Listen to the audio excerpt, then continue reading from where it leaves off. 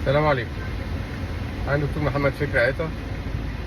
النهارده هقولك على شويه حاجات لو بتحصل لك اعرف ان سكر دمك مش متظبط حتى لو التحليل الصبح كان كويس.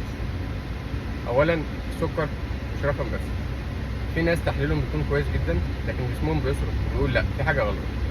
يعني لو التحليل صايم 110 او 140 بعد الاكل، ده مش معناه انك تمام 100%. في اعراض بتقول لك ان سكرك عالي او متقدم.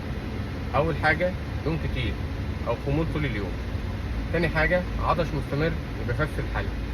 تالت حاجه، تكرار دخول الحمام خصوصا بالليل. رابع حاجه، اشتهاء او نهم من الحلويات بشده. رقم 5، زغلله او تشويش في الرؤيه. 6، عصبيه او توتر بدون سبب واضح.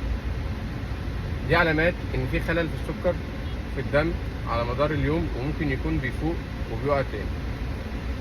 ثانيا، التحليل لوحده عمره ما كان كفايه. تحليل الصبح ممكن تطلع كويسه، لكن لو ما عملش تحليل سكر تراكمي هيموجلوبين A1C او سكر بعد الاكل بساعتين ممكن ما تاخدش الصوره الكامله. السكر زيه زي الضغط، لازم يا جماعه متابعه مستمره، مش رقم نطمن عليه كل كام شهر وخلاص. للاسف خطر السكر المتذبذب ان هو تقلب السكر بيأذي الاعصاب والكلى والعين وكمان شرايين القلب. حتى لو مفيش اعراض واضحه بيكون في خطر كبير جدا للاصابه بالجلطات القلبيه. تعمل ايه لو عندك الاعراض دي؟ اول حاجه، تراجع اكلك كويس، تقلل النشويات وتوزعها على مدار اليوم. 2، حافظ على مواعيد الادويه او الانسولين.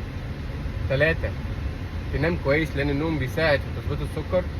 4، تتحرك يوميا حتى لو 15 دقيقه خصوصا بعد الاكل.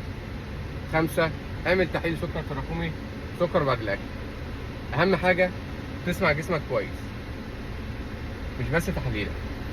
لو حاسس باعراض غريبه او تعب مفاجئ لازم تراجع دكتور متخصص وتعمل متابعه دوريه. انا دكتور محمد فكري عيطة، مدرس واستشاري القلب والسكر. ولو الفيديو ده فادك او فاد حد انت بتحبه يا ريت تشاركه معاه. ولو في اي استفسار ممكن تقول لي في الكومنتات وانا هرد عليك بنفسي.